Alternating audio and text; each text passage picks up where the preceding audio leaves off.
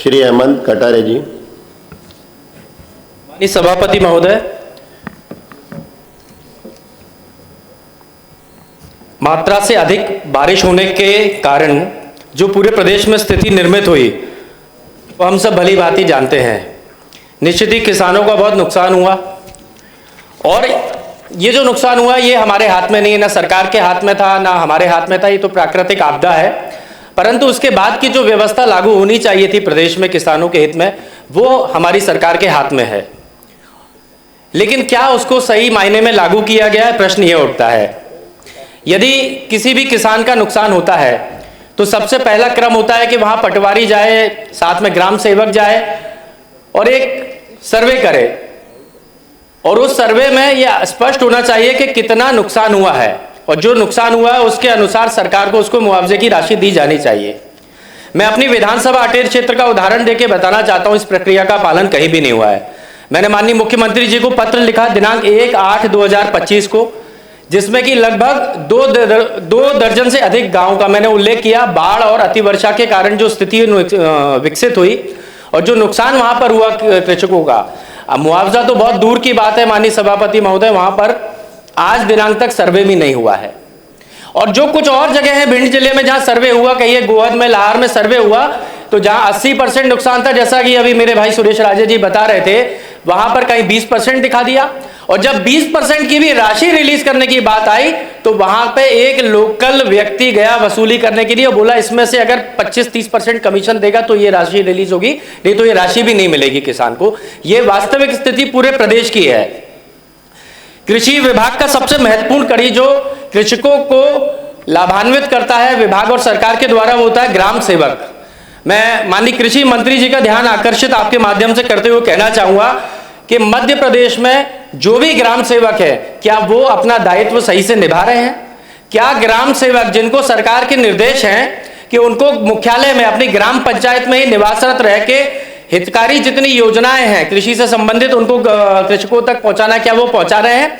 और यदि मंत्री जी हाँ बोल रहे हैं तो मैं आपके माध्यम से उनको चुनौती देके कह रहा हूं, उनकी मोबाइल लोकेशन निकलवा लीजिए। इनको सरकारी मोबाइल नंबर तो सबने दिए हुए हैं, आप पिछले 2 वर्ष की मोबाइल लोकेशन निकलवा लीजिएगा। 5% भी अगर निकल जाएंगे तो जो आप कहेंगे मैं वो स्वीकार करने को तैयार हूं। एक भी ग्राम सेवक नहीं मिलेगा आपको। ये कुछ इनने अपने बिछौलिए बना लिए हैं, उन्हीं को लाभ पहुंचाते हैं, उन्हीं के माध्यम से ये काम करते हैं। और अटेर की जहां तक बात करूं, मेरी विधानसभा है, चूंकि अटेर में जो आपका कार्यालय है वो कार्यालय तो खुल गया, लेकिन वहां पर एक भी अधिकारी कई माह से नहीं बैठा हुआ है। मैं चाहता हूं माननीय मंत्री जी किसी दिन थोड़ा सा, आप सर्दी का समय है, कुछ कैप वगैरह पहन के आए, एक निरीक्षण, एक औचित्य कर लीजिए और मुझे बता दीजिएगा और आप चल के देखिएगा स्थिति, आपको पता है। आप इतने कागज लेके आइएगा क्योंकि इतने सारे सस्पेंशन लेटर्स आपको वही के वही बनाने पड़ेंगे स्थिति देख करके। और आप, मैं मतलब इसको सिर्फ कहने के लिए नहीं, मैं आपको आमंत्रित कर रहा हूं मेरे क्षेत्र में, एक क्षेत्र की स्थिति बता सकता हूं अपने की, और यही स्थिति पूरे प्रदेश में है। मैं 3 जिलों का उदाहरण देके खाद की स्थिति पर बात करना चाहूंगा सभापति महोदय। एक पहले मेरा गृह जिला भिंड, वहां पर एक बहुत बड़ा प्रकरण हुआ, एक स्थिति निर्मित हुई जिसमें आपकी भारतीय जनता पार्टी के स्थानीय विधायक, भिंड जिले से जो विधायक हैं, उनको कलेक्टर के निवास पर जाकर के एक धरना दे रहा पूरा जो कुनबा था किसानों का, उनके समर्थन में जाकर के मुक्का दिखाना पड़ा। मैं नहीं समझता, मैं इस घटना की निंदा करता हूं, मैं नहीं समझता कि किसी भी जनप्रतिनिधि को किसी भी अधिकारी के साथ ऐसा बर्ताव करना चाहिए, लेकिन ये बर्ताव हुआ क्यों? कलेक्टर जो है जनप्रतिनिधि को पहले उंगली दिखा रहा है और वहां खाद की बात चल रही है। पहले तो कलेक्टर महोदय फोन नहीं उठा रहे, भिंड के धरना चल रहा है किसानों का, और जब उस धरने के बाद जनप्रतिनिधियों का फोन नहीं उठा तो मजबूरन उनके घर के बाहर धरना दिया गया। उसके बाद कलेक्टर बाहर आके उल्टा जनप्रतिनिधि के ऊपर आरोप लगा रहे हैं कि माइनिंग का, और उंगलियां दिखा रहे हैं। मैं समझता हूं यह आचरण भी ठीक नहीं है। और जो ये घटना पूरी हुई, यदि खाद उपलब्ध होता तो माननीय मंत्री जी ये घटना होती ही नहीं। मूल समस्या थी खाद। जब पिछली बार खाद की चर्चा हुई थी इसी सदन में, मुझे बड़े दुख के साथ आपको कहना पड़ रहा है, ये रिकॉर्ड पर है कि कृषि मंत्री जी का भी वक्तव्य हुआ था, सहकारिता मंत्री जी का, वो अभी है नहीं, उनका भी वक्तव्य हुआ था, और दोनों ने सदन के अंदर यह कहा था कि खाद पर्याप्त मात्रा में और मात्रा से अधिक है, लेकिन कम पड़ रहा है प्रदेश में बांटने के लिए। तो मैं उन्हीं के एक जिले की एक घटना से शुरू करना चाहूंगा। मुरैना जिले में, जो कि आपका गृह जिला है और माननीय विधानसभा अध्यक्ष जी का भी गृह जिला है, ये मुरैना जिले की घटना है। चर्चा तो अतिवृष्टि पे है, कटर है जी, खाद पे भी है, किसानों पे है चर्चा, तो मैं समझता हूँ। और यदि किसानों पे है चर्चा, बाढ़ पे चर्चा है, सारी बातें आ गई लगभग, इसलिए आग्रह कर रहा हूँ थोड़ा संक्षिप्त कर लें। जी, मैं 2-3 मिनट का समय लेके मैं उसको समाप्त कर दूंगा। मुरैना जिले में खाद के कारण, जो किसानों के हित की बात कर रहा हूं मैं, खाद के कारण गोलियां चली, उपद्रव हुआ, पथराव हुआ, ये घटना है। पुलिस ने इसको दर्शा दिया आपसी रंजिश।